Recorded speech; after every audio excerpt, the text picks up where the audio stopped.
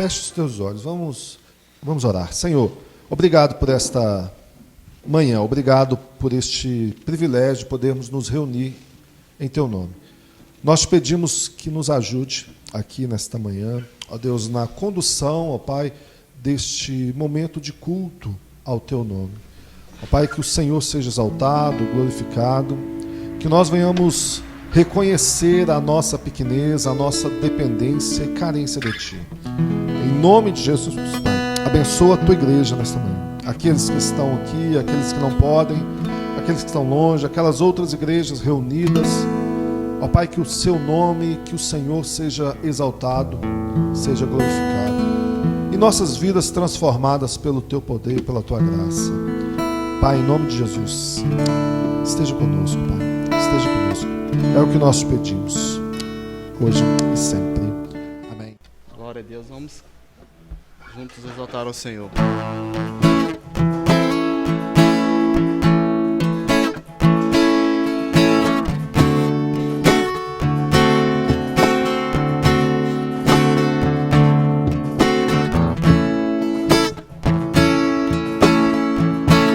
Deus enviou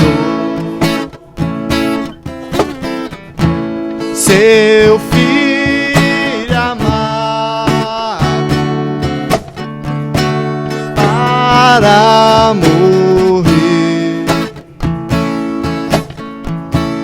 em meu lugar na cruz.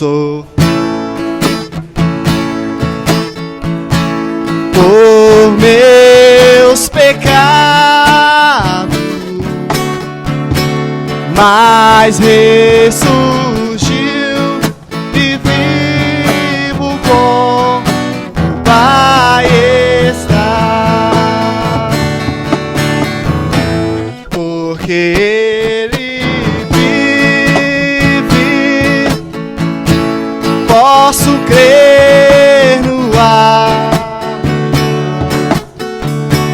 Porque Ele vive, temor não há. Mas eu bem sei,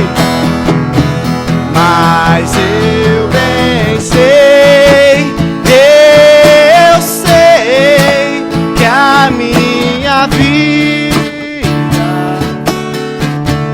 está nas mãos do meu Jesus, que vive está. E quando enfim chegar a hora em que a morte enfrentarei, sem medo então terei vitória,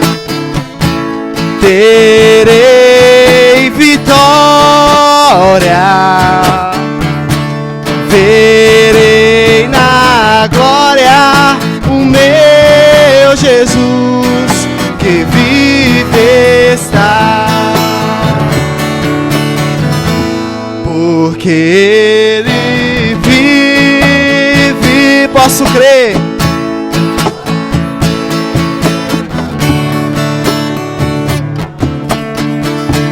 Porque Ele vive, temor não há. Mas eu bem sei, que a minha vida está nas mãos do meu Jesus, que vive está.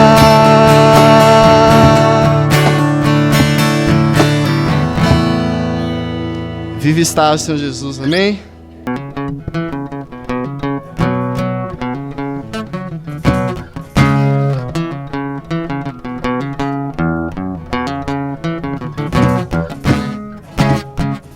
O dia enfim chegou, o cordeiro foi cortado, ele veio.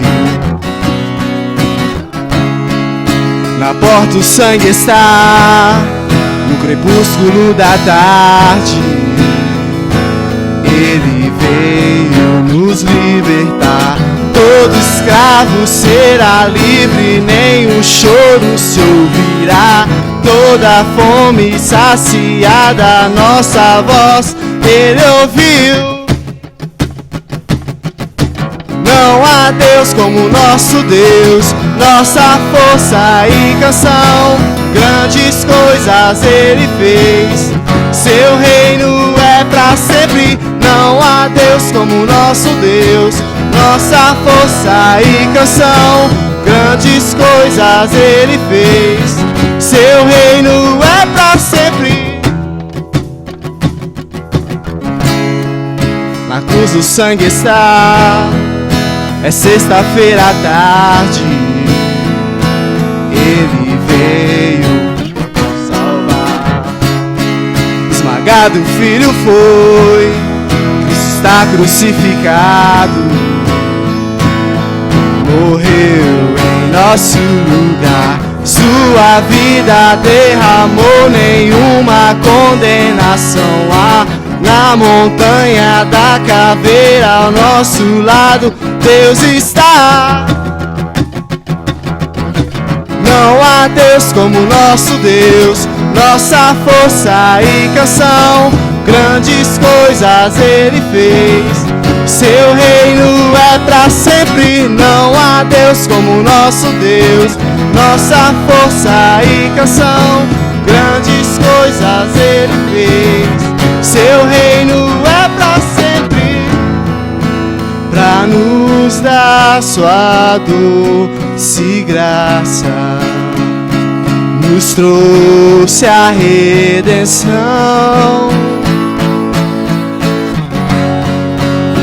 Não há mais razão pra chorar. Não há Deus como nosso Deus, grandes coisas ele fez. Não há Deus como nós. Declare isso, amém? Grandes coisas ele fez, seu reino é pra sempre. Bom dia, igreja. Que a graça e a paz do nosso Senhor Jesus estejam com todos. Nós vamos dar sequência na exposição, do livro de João, que para quem está nos acompanhando, nós vamos hoje, se assim Deus permitir, dar início no capítulo 18. Estamos quase terminando, depois de 2 anos, basicamente. O capítulo 18, ele traz um relato crucial para a nossa vida cristã, o ato inicial ali da condenação de Jesus. A gente parte para um episódio muito pesado, da vida de Jesus, mas algo que nos traz esperança de vida, algo que nos traz a certeza da nossa fé. É por causa desse relato que nós vivemos a nossa fé cristã. E o capítulo 18, a gente pode dividir ele basicamente em 3 partes, tá? E se Deus assim permitir, nós vamos ficar somente na primeira parte hoje. A gente tem do versículo 1 ao versículo 18, é o relato da prisão de Jesus. A segunda parte, do 19 ao 27, o julgamento de Jesus diante de Anás. E a terceira parte, do versículo 28 ao 40, o julgamento de Jesus diante de Pilatos. Então, se Deus permitir, nós vamos hoje do versículo 1 ao versículo 18. A gente entender esse relato de João sobre como foi a prisão de Jesus. Amém? Eterno Deus, Pai Todo-Poderoso, nós te louvamos e nós te agradecemos por mais essa oportunidade de estarmos diante da Tua Palavra.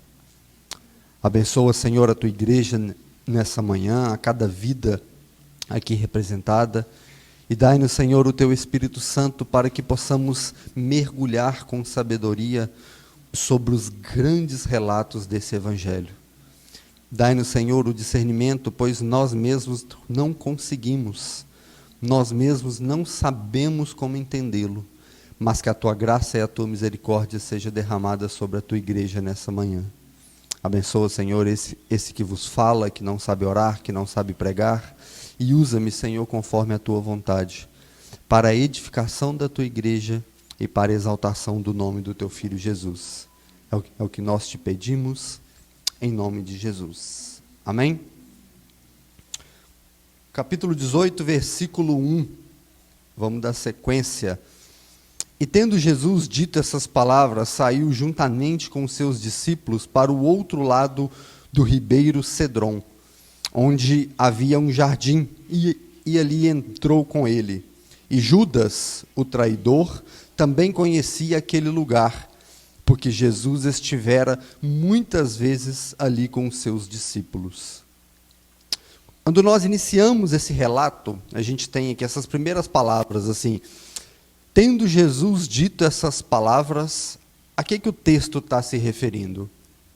Ao capítulo anterior, ao que nós vimos no último domingo. E aqui ele estava falando da oração sacerdotal de Jesus, ou seja, tendo Jesus orado pelos discípulos, orado por nós, graças a Deus, como nós vimos, ele saiu com os seus discípulos e foi ali a um ribeiro, né? A um rio, um riacho que passava por ali, em Cedron, onde havia um jardim. Curiosamente, João não relata o nome desse jardim, mas esse jardim é conhecido por nós como Getsemane. Ou seja, que já tinha falado ali que Jesus já havia estado ali naquele jardim com os seus discípulos. Então é algo que muitas vezes o texto não diz abertamente, mas outros textos jogam luz nesses textos mais difíceis. É o que a gente sempre diz, a Bíblia interpreta a própria Bíblia. Um texto lança luz sobre outros textos. E esse Getsemane, só um ponto curioso de um comentário sobre os historiadores, outros textos não falam disso. Getsemane era um jardim muito grande, mas quando a gente fala de jardim, a gente entende somente de flores e plantas, mas era um grande pomar, era algo muito comum da época. As pessoas tinham um local onde cultivavam alimentos, cultivavam frutos, então era ali que eles iriam, além de alimentar-se fisicamente, alimentar a sua alma na oração. Curioso, né? Muitas vezes a gente não tem essas ideias históricas do contexto, é por isso que vale muito a pena estudar as Escrituras para pegar esses detalhezinhos que dão mais luz e vida ao texto.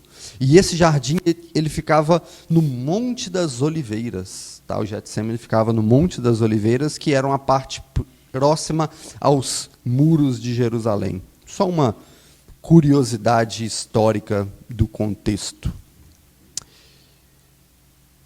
Na sequência, o versículo 3, tendo, pois, Judas recebido a escolta dos principais sacerdotes dos fariseus, alguns guardas, chegou a este lugar com lanternas e tochas e armas.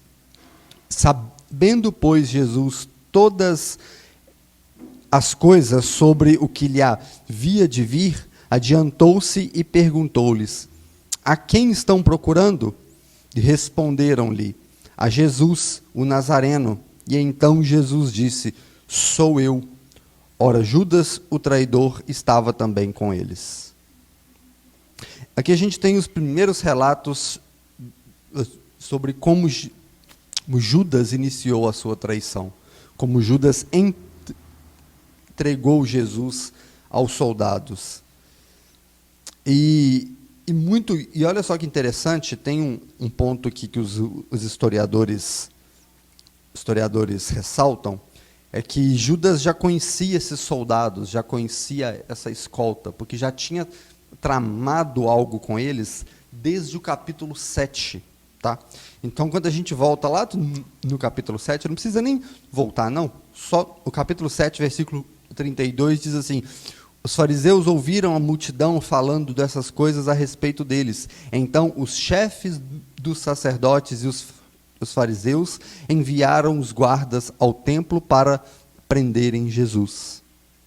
No mesmo capítulo 7, 45 e 46, diz assim: finalmente os guardas do templo voltaram aos chefes dos sacerdotes e fariseus, os quais lhe perguntaram: por que vocês não o trouxeram? Ninguém mais falou dessa maneira como esse homem fala, declara os guardas. Ou seja, Judas já tinha começado a sua trama de traição desde o capítulo 7. Os guardas, os fariseus, todos aqueles envolvidos nisso já começaram a planejar a prisão de Jesus desde os relatos passados. Então Judas já conhecia esses guardas e esses guardas já sabiam que tinham um plano para prender Jesus. Então, muitas vezes a gente acha que isso começou só de um passe de mágica, não, mas houve uma trama, houve um planejamento maléfico, em cima de Jesus, com Judas, os guardas e todos aqueles fariseus. E desde o capítulo 7 começou toda essa obra de prender Jesus. Por causa de tudo aquilo que ele falava, por causa de tudo aquilo que ele ensinava, por causa de todas as verdades que ele colocava diante das pessoas. É o que a gente sempre diz, se você quer começar uma guerra, você não precisa de motivo, apenas diga a verdade. Se você quer chatear alguém, você não precisa de muita coisa, diga apenas a verdade, que já é motivo para uma guerra. E olha só que interessante, Jesus já sabia o que ia acontecer, Jesus já estava ciente de tudo, e ele antecipou as palavras dos guardas e dos fariseus ali, Jesus perguntou para ele: a quem vocês estão buscando? E eles já responderam: a Jesus, o Nazareno. E então Jesus disse: sou eu. Abre um parêntesezinho nisso aqui, olha só que...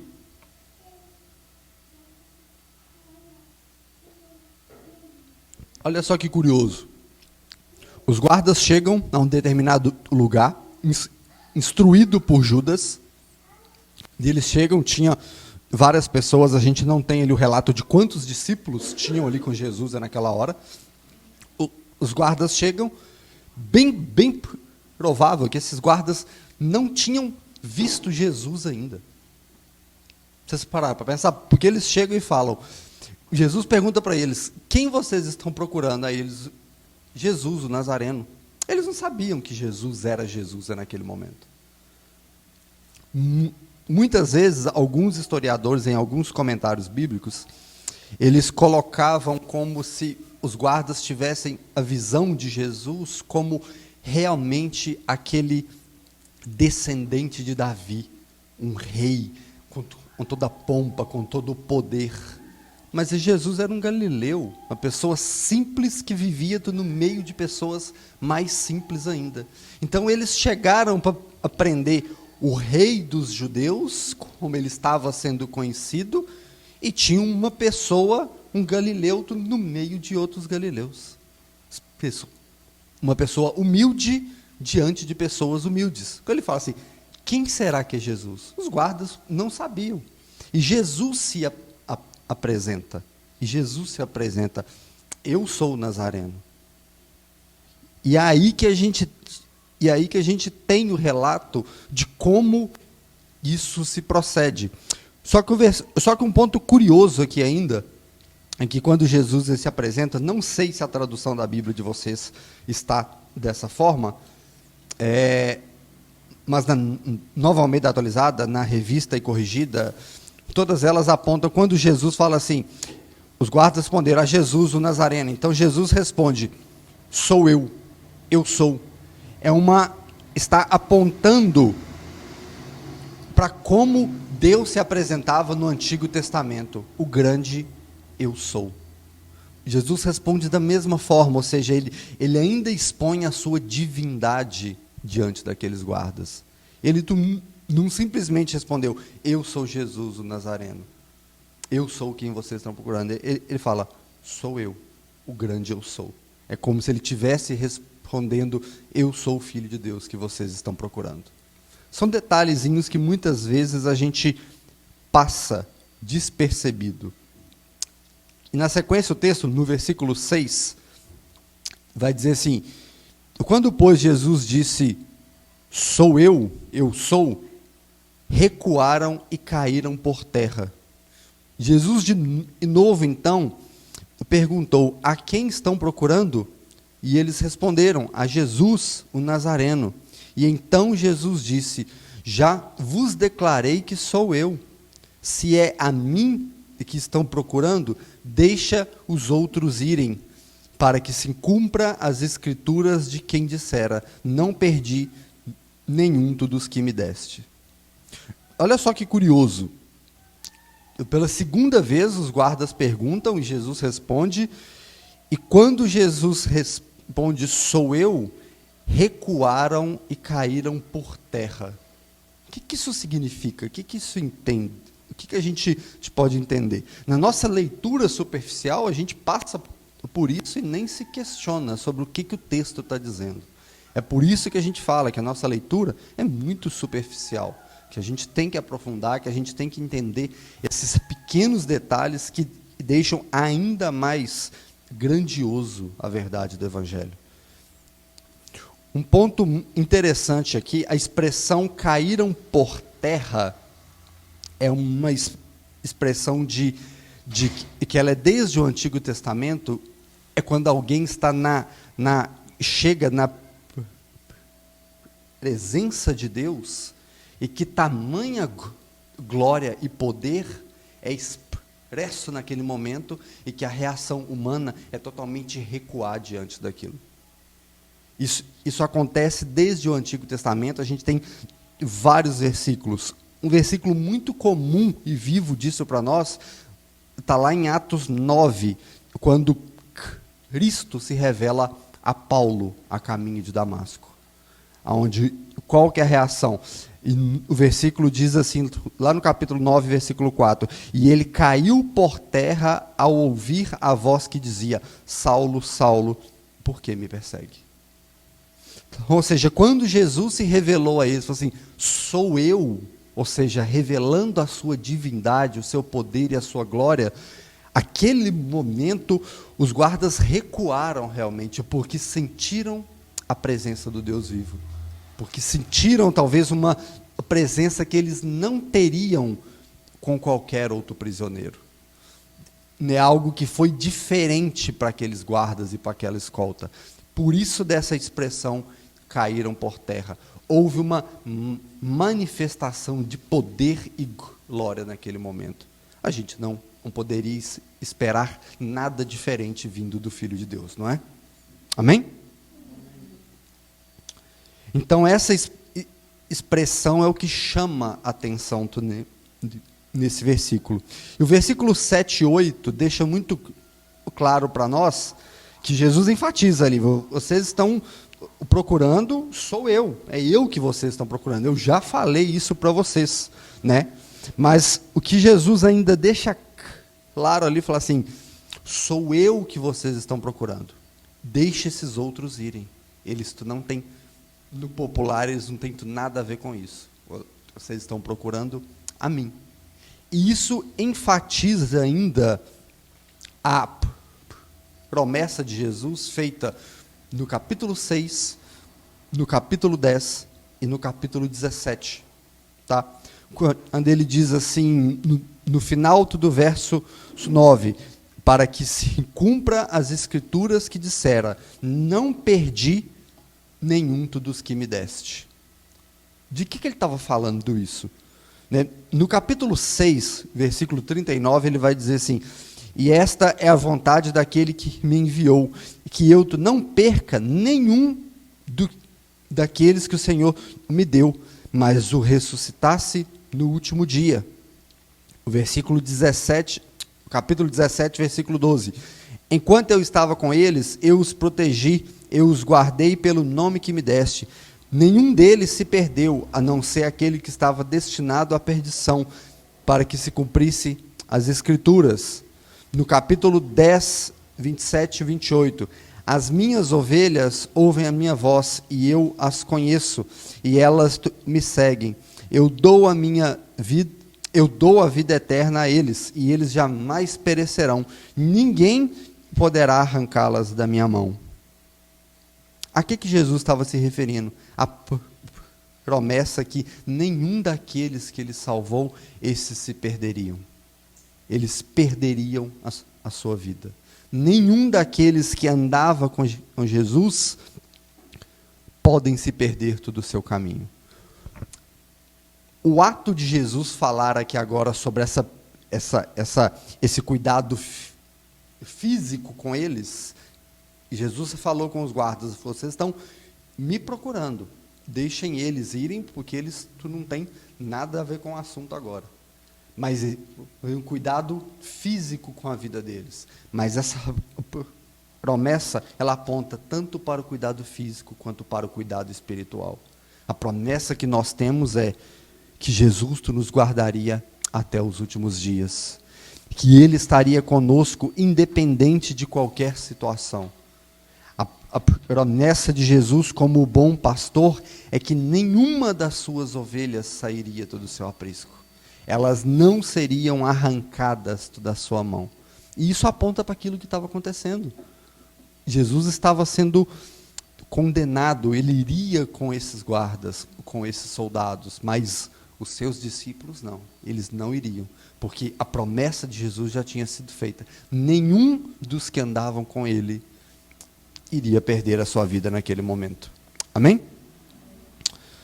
Nós já estudamos isso, e a teologia reformada ela é muito convicta nesse ponto, né, que é sintetizado aí pelos 5 pontos do calvinismo, e um desses pontos é a perseverança dos santos. É justamente sobre essa promessa que Jesus está falando, que aqueles que foram salvos, aqueles que realmente nasceram de novo, eles não perdem a sua salvação. Não tem como. Por quê? Porque a salvação não veio de nós. Porque se a salvação tivesse vinda de nós, pelas nossas obras, pela nossa fé, e a gente tivesse que guardá-la até o fim da vida, certamente a gente perderia. Porque nós oscilamos, nós somos totalmente instáveis na fé. A gente costuma muito brincar, pastor Wagner fala muito hoje, nós estamos muito crente, amanhã nós não estamos. Você ora todo dia? Seja sincero. Você lê a Bíblia todo dia? Você serve ao seu irmão todo dia? Você é dependente de Deus convicto todos os dias na sua vida? Não.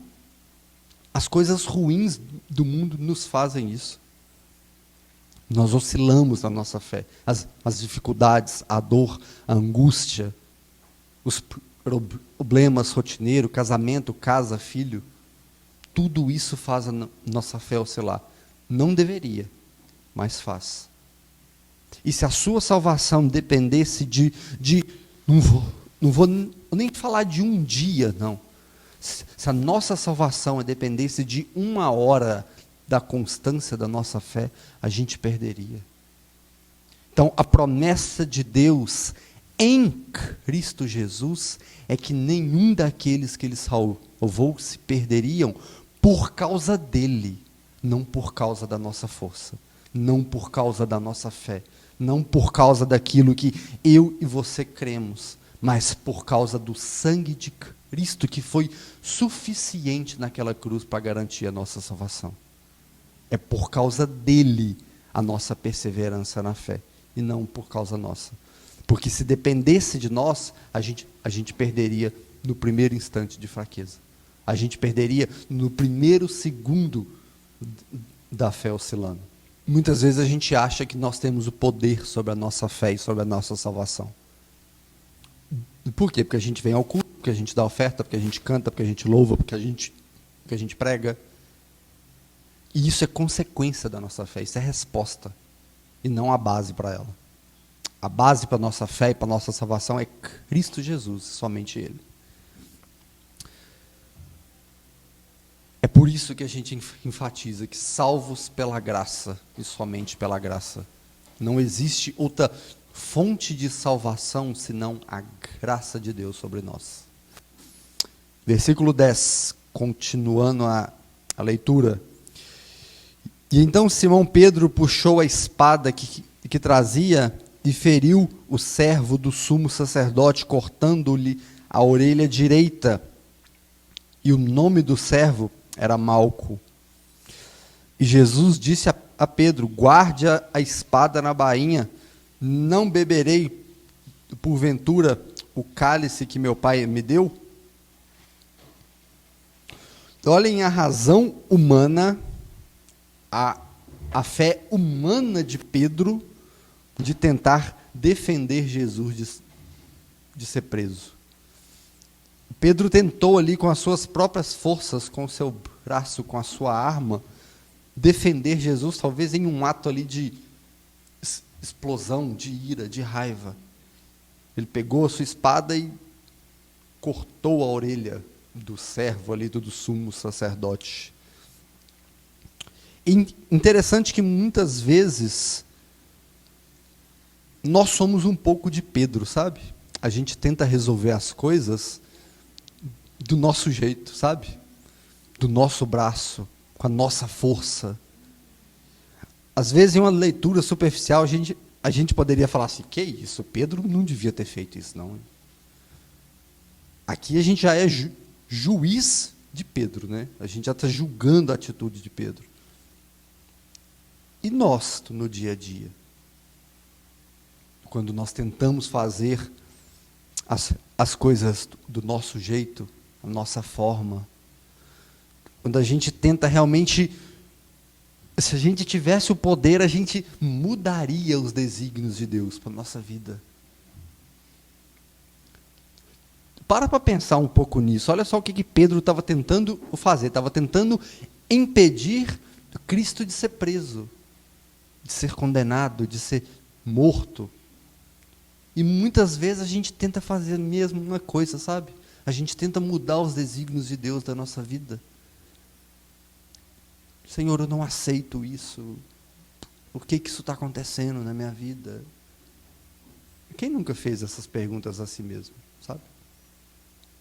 E muitas vezes nós somos Pedro, que nesse momento de razão humana, como eu disse, a gente tenta fazer tudo do nosso jeito, da nossa força, com o nosso braço.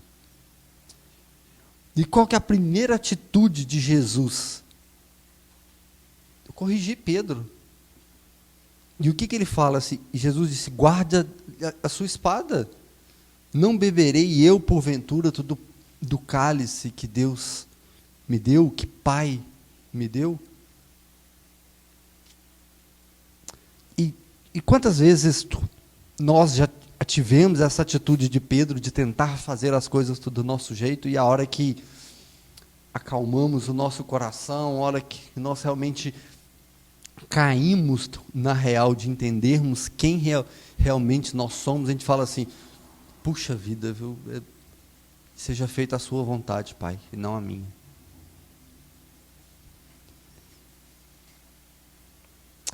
E essa razão humana que levou a Pedro a fazer a ter esse ato, né, de rebeldia ali, de tentar defender Jesus. E Jesus fala com ele assim: guarda a sua espada, tu não beberei eu porventura do cálice que o Pai me deu? A primeira pergunta é: que cálice é esse? Que cálice que Cristo beberia?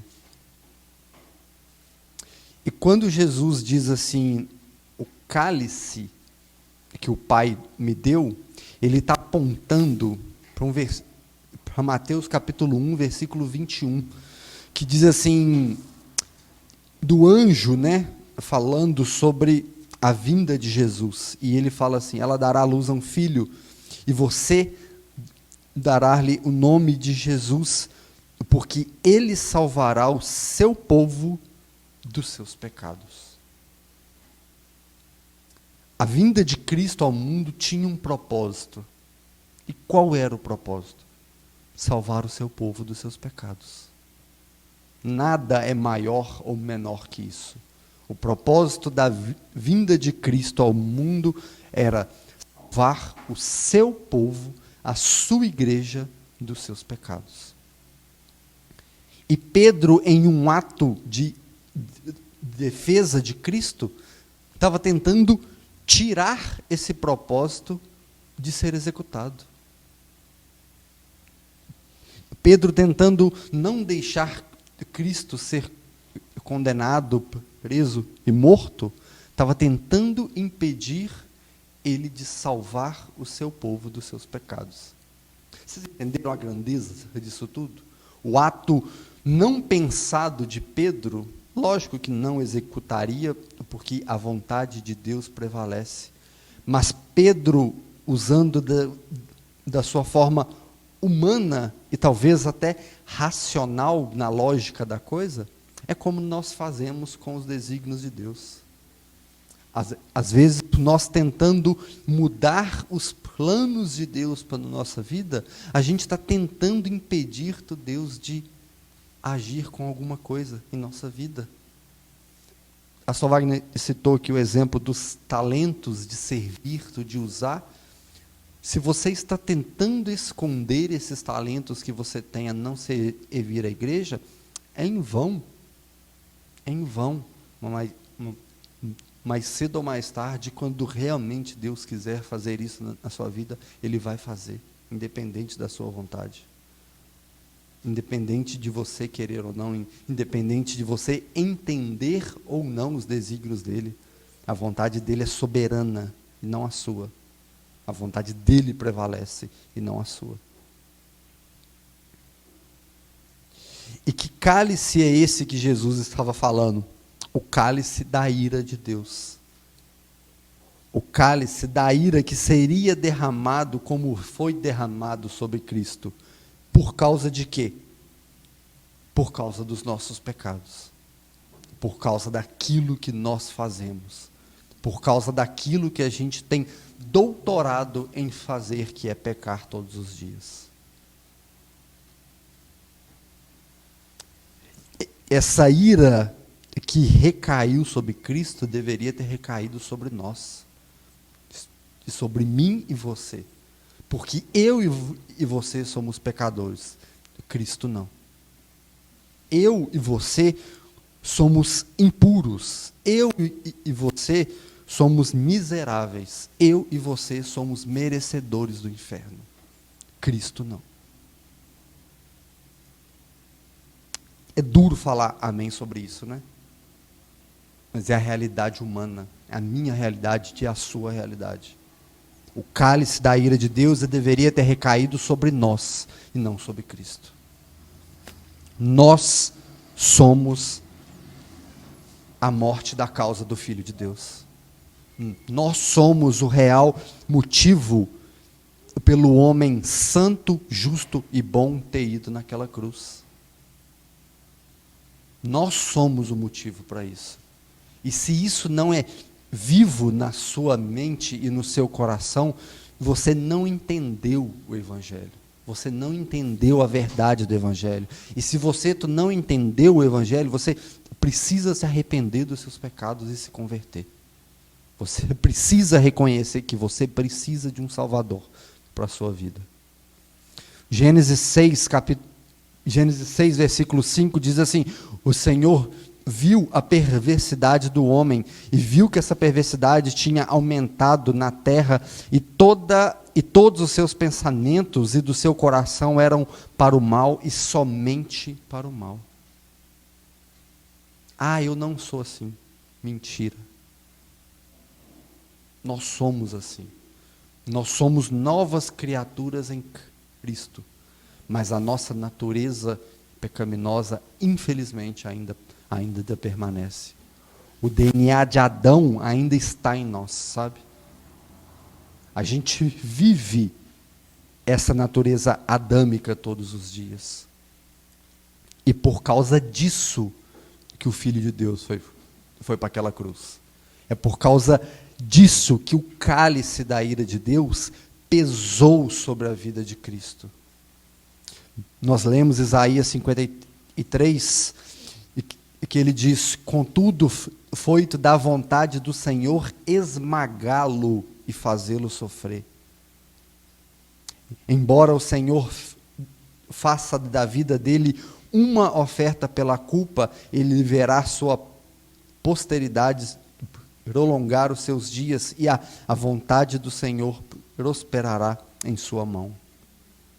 Foi do agrado de Deus esmagar o seu filho e fazê-lo sofrer, por causa minha e sua, por causa dos nossos pecados. E foi esse cálice que caiu sobre Cristo. Em Mateus 26, 39, ele diz assim: indo um pouco mais adiante, prostou-se o rosto em terra e orou: Pai, se for possível, afasta de mim esse cálice. Contudo, não seja feito o que eu quero, mas que seja feita a tua vontade.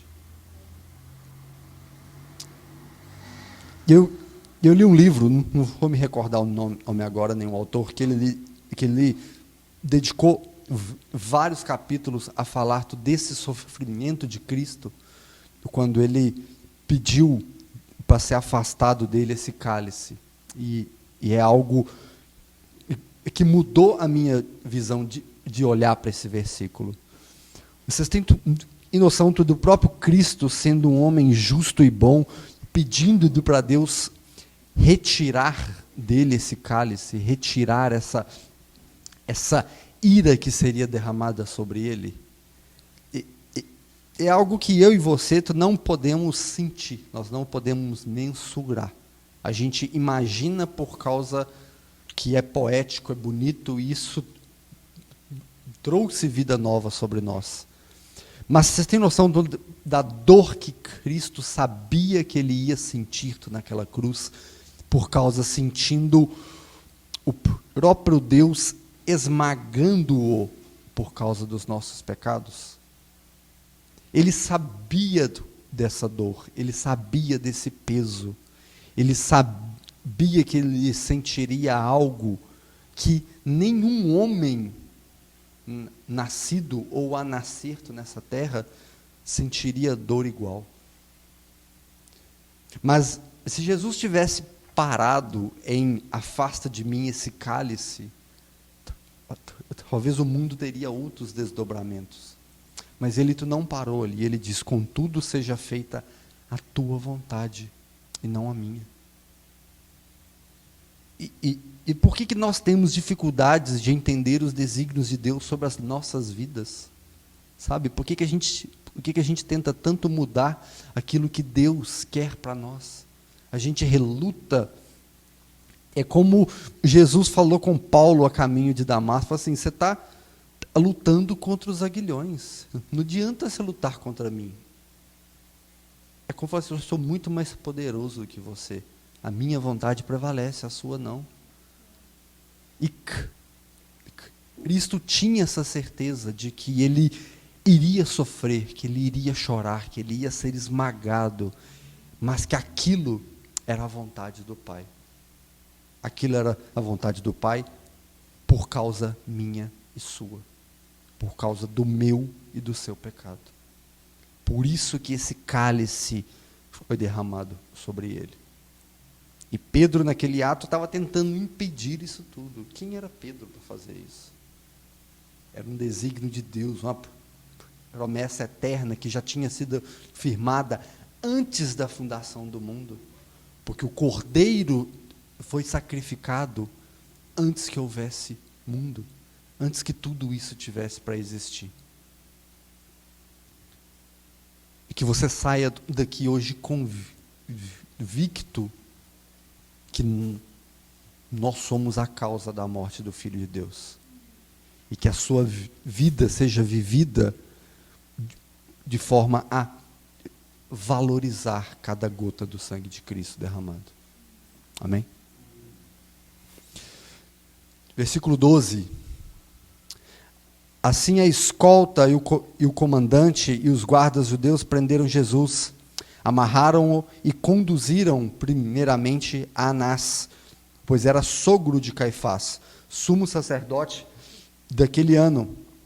Ora, Caifás era quem havia declarado aos judeus ser conveniente de um homem morrer pelo seu povo. Caifás era o sumo sacerdote daquela época, naquele tempo, né? E ele já havia mencionado algo sobre um homem morrer por uma nação, um homem morrer pelo seu povo. Curiosamente, né, a gente não tem isso como relatado, mas já era uma profecia. Deus usou um sumo sacerdote ali para falar isso, a ponto de algo que iria acontecer. Né? Isso está lá no capítulo 11, versículo 49 e 50. Então um deles diz, chamado Caifás, que naquele ano era o sumo sacerdote, tomou a palavra e disse: não sabeis, não percebeis que é melhor que morra um homem pelo seu povo do que pereça toda uma nação? Ou seja, talvez já era um prenúncio, né, daquilo que iria acontecer. Um homem morreria por uma nação. Mas tu não era qualquer nação, era a nação santa de Deus. Um homem morreria por uma nação, pelo povo de Deus. Isso já estava muito claro, isso já estava muito bem definido sobre aquilo. E a sequência dessa leitura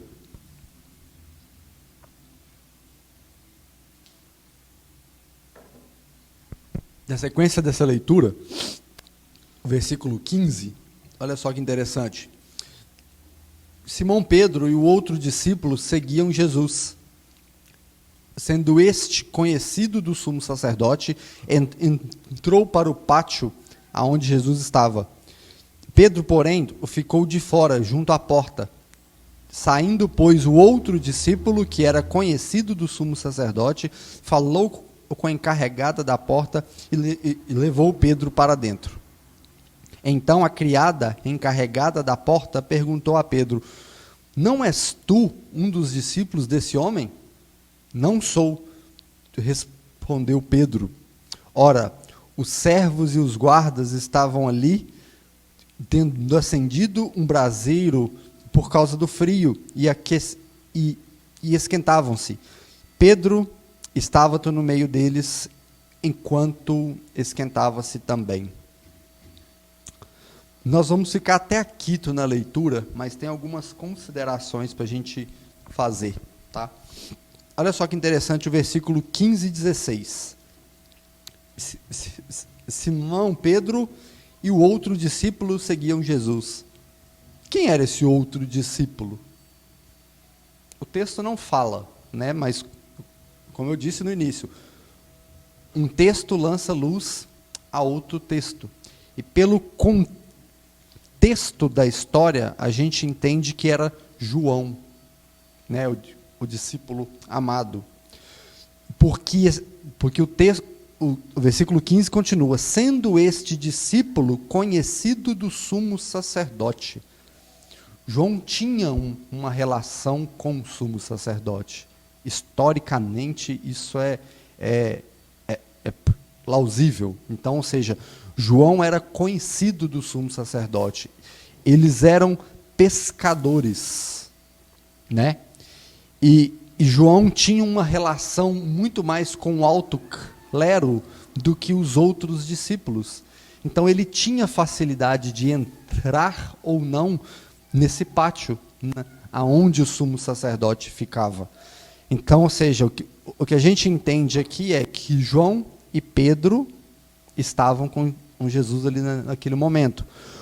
João conseguiu entrar para acompanhar Jesus e Pedro não. Pedro ficou de fora ali.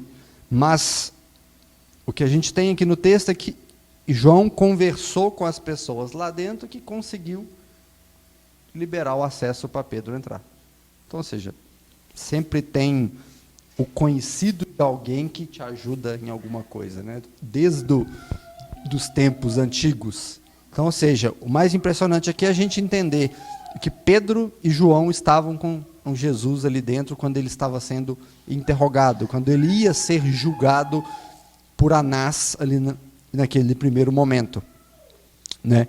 Esse é um fato histórico que a gente não tem relatos disso, mas a gente, auxiliado por outros textos, a gente consegue chegar nisso.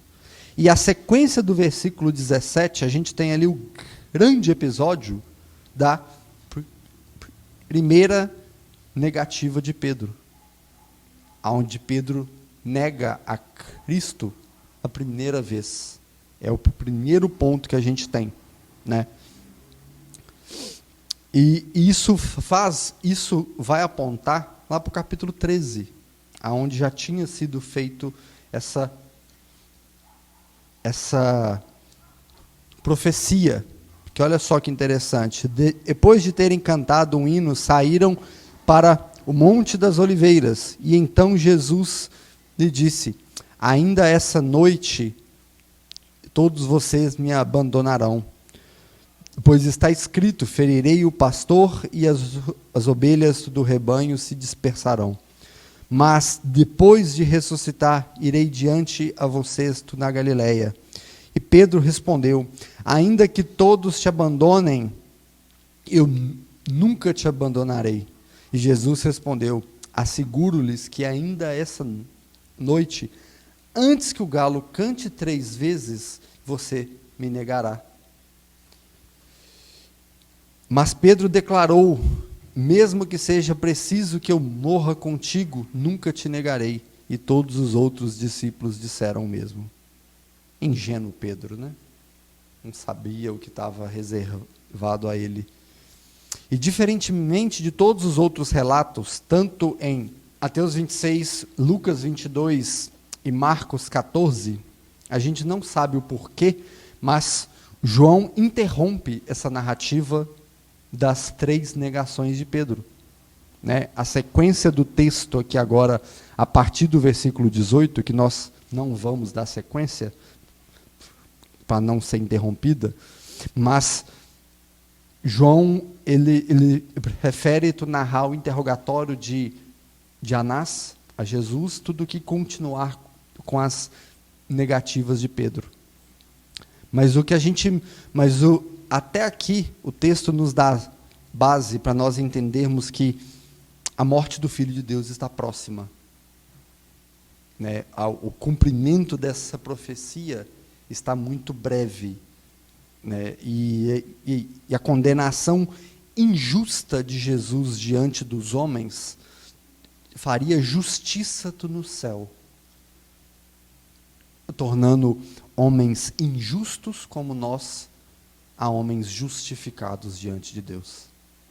E essa narrativa é que vai nortear toda a nossa fé. Aquilo que tudo a gente entende como fé cristã, que somente por causa de Cristo.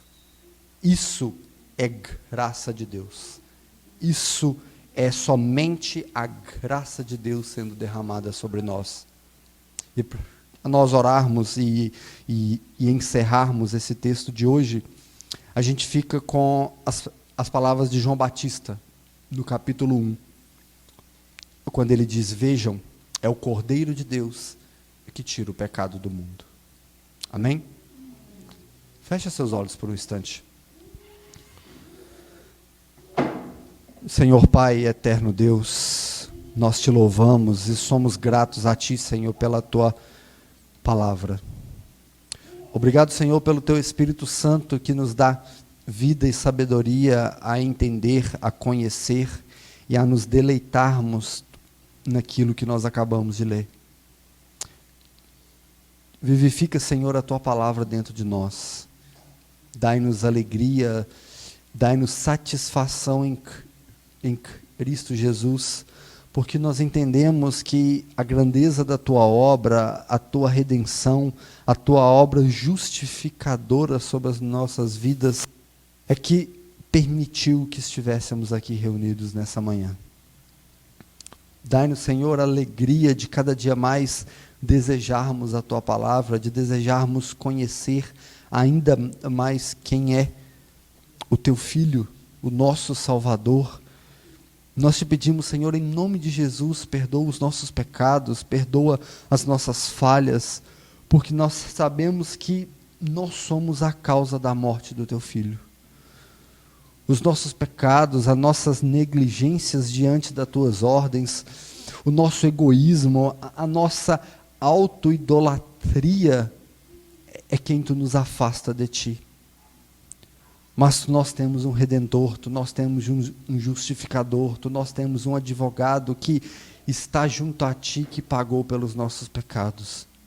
Então tu nos faça, Senhor, em nome do teu Filho Jesus, vivermos a nossa fé de modo digno, de sermos, Senhor, realmente dignos de sermos chamados discípulos de Cristo, porque somente quando entendermos a grandeza de quem foi e quem é o nosso Salvador, nós entenderemos a postura correta de vivermos aqui nesse mundo. Afasta de nós, Senhor, pessoas, situações e lugares que vão diminuir a tua glória na nossa vida. Não tu nos permita, Senhor, vivermos uma fé de qualquer forma, mas que nós possamos viver todos os dias aqui nesse mundo, decretados por ti, de modo que glorificam e exaltam teu santo nome. Abençoa, Senhor, a cada um aqui nessa manhã, a cada família aqui representada. Dai-nos, Senhor, um domingo e uma semana gloriosa para a exaltação do teu santo nome. Dai-nos força e discernimento a viver, Pai, aqui nesse mundo perverso e pecador. É o que nós te pedimos, Jesus. Amém.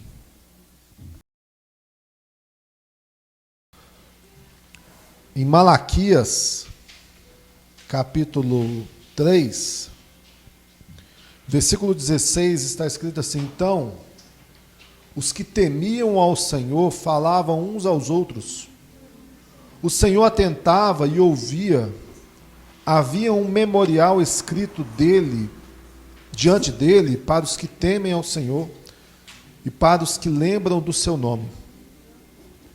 Eles, olha só que benção esse versículo, eles serão para mim particular tesouro naquele dia que preparei, diz o Senhor dos Exércitos.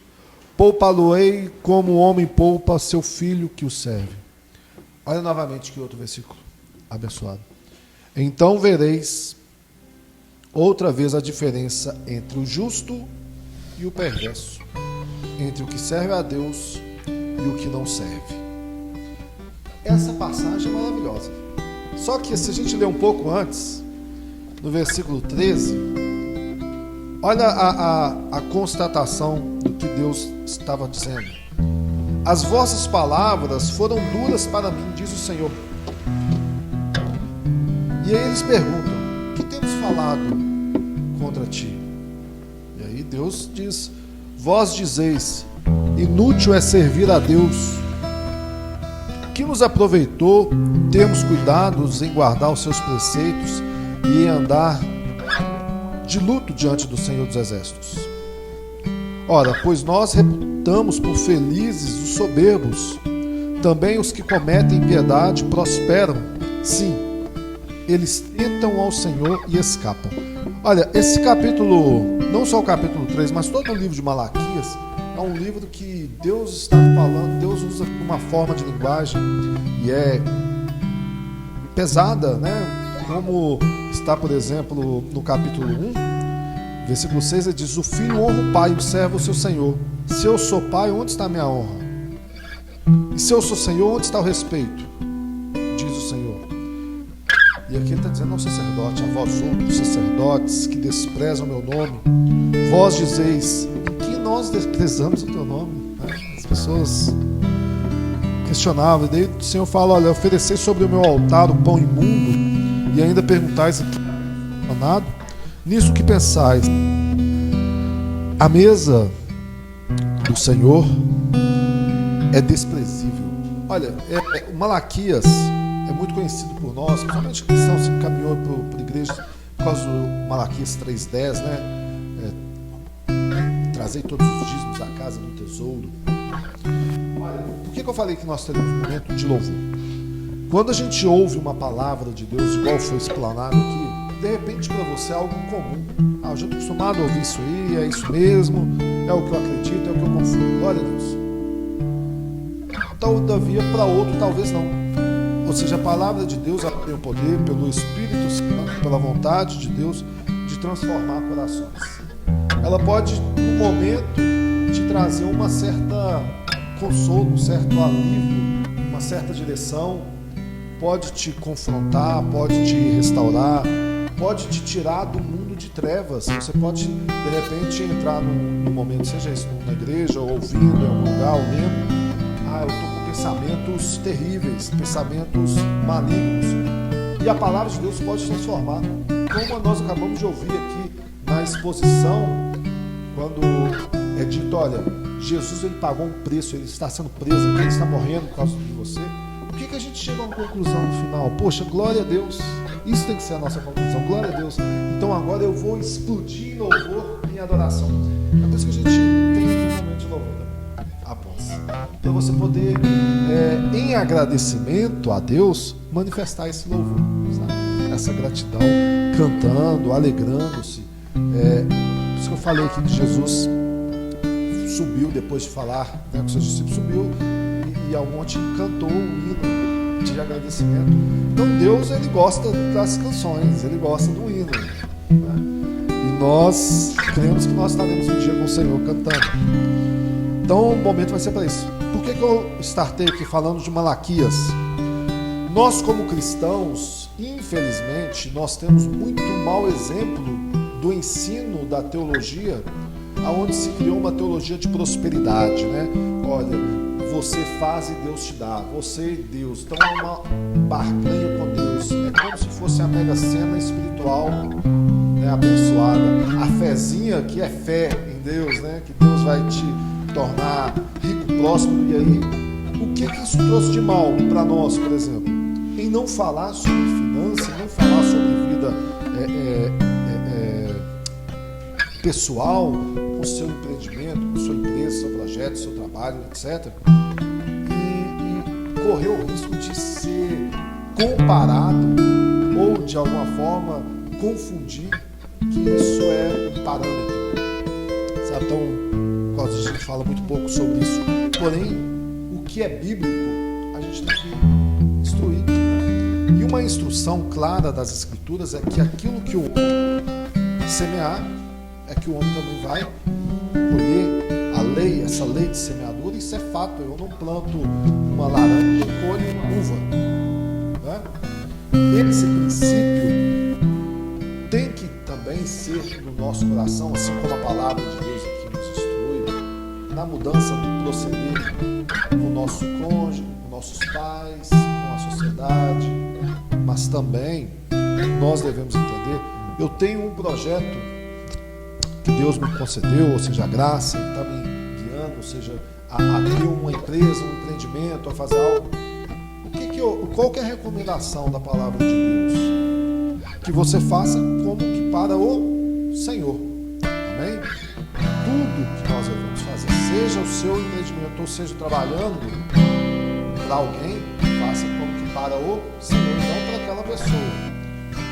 É o que eu disse aqui, salvo engano, no domingo passado. Alguém questionou a Lutero: olha, o meu chamado, ou seja, como que eu posso exercer o meu chamado na igreja? Não, o que você faz? Eu produzo sapatos, faço sapatos para a glória de Deus, os melhores sapatos para a glória de Deus. Você honra a Deus com isso. Então, na nossa vida, às vezes a gente está vivendo um período em que a gente está confundindo a dependência de Deus com a nossa administração. O que eu quero dizer? Que às vezes a gente, porque a gente, por exemplo, aqui na igreja, falamos em contribuições, não falamos de obrigação, inclusive falamos que da mesma mão que pode colocar, pode retirar o que está sendo colocado. Isso no sentido de você está precisando, nós estamos aqui para tentar ajudar, né? Então, assim, às vezes a gente vai falar assim, isso é um processo algo que eu não acredito, que eu não tenho que fazer. Ou se eu tenho que fazer, eu faço de qualquer jeito. Por isso eu falei, não, vamos, exortados, por Deus. Eu comecei a falar assim, gente, quando você for ter um momento de ofertar, se fizer isso, se está no seu coração, não faça isso de qualquer jeito, sabe? Não faça isso para mostrar para ninguém, né? Não faça isso com o intuito de também, principalmente, mostrar para Deus, né? Deus, isso deve ser algo de gratidão, de confiança, de fé. Isso é ato de fé, sabe? E Deus nos mostra pela sua escritura, pela sua palavra, que há diferença entre o que serve e o que não serve a Deus. Então, se você confia em Deus, isso é confiança, né? Ou seja, você faz em alegria, confiando em Deus e não buscando a troca, né? A Bíblia é clara: aquele que muito semear, muito colherá. Então, às vezes, você está aí com o seu negócio e eu não estou falando nem que essa deve ser a ação, mas a nossa postura diante de Deus de ofertar, de demonstrar essa gratidão a Deus, também é para a bênção das nossas vidas. Então a gente deve fazer isso com alegria e confiando, com certeza que, como está escrito aqui, nós veremos a diferença entre o que serve e o que não serve a Deus. Amém? Eu vou orar, né, para aqueles que estarão contribuindo aqui agora, ou aqueles que fazem via pix@igrejatribos.com.br, e que você seja próximo em todos os seus caminhos, em nome de Jesus. Em seguida nós vamos louvar. Teremos uma canção que eu nem sei se o Léo prepara, mas ele sempre tem, que possa ser em gratidão ao sermão que você acabou de ouvir, amém? E também poder participar das contribuições na igreja. Pai, obrigado por esta manhã, obrigado por esta palavra, obrigado, Deus, por este momento que nós estamos aqui reunidos. E nós também, ó Deus, queremos te demonstrar gratidão com as nossas vidas, com o fruto do que o Senhor tem nos dado. Tudo que temos é teu, Pai, tudo.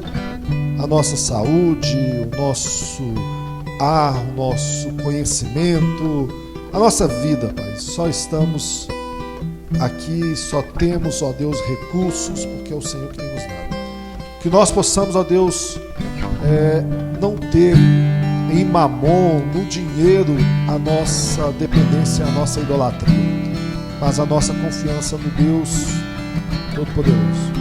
Que não sejamos como aqueles homens que questionaram ali ao Senhor na Tua palavra. Nós estamos vendo as pessoas, os ímpios prosperando, as pessoas que não temem a Deus crescendo. Pai, a Tua palavra diz que nós veremos a diferença entre os que servem e os que não servem. E nós cremos nisso. Abençoa os Teus filhos.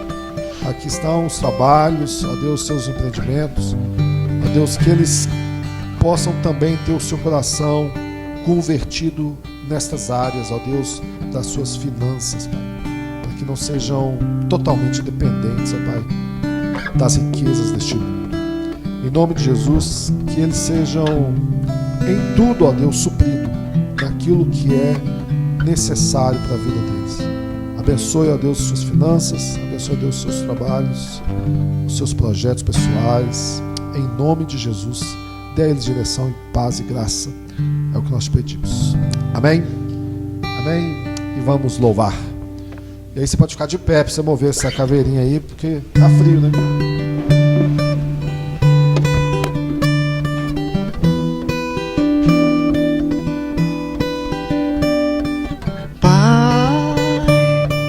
Deus poderoso, tem compaixão de mim. Preciso da tua graça abundante aqui. Pai, Deus, misericórdia, amor. Confesso que me afastei, me esqueci de ti.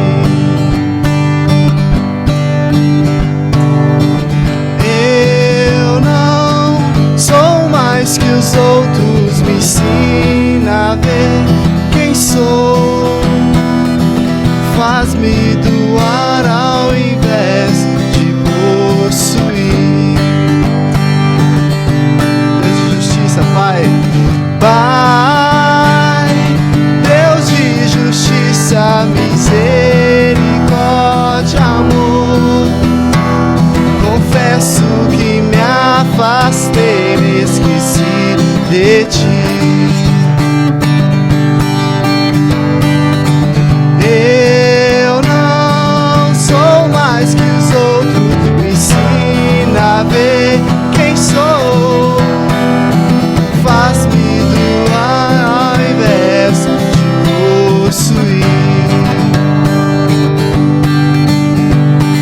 Esvazia o meu ego, enche-me de ti.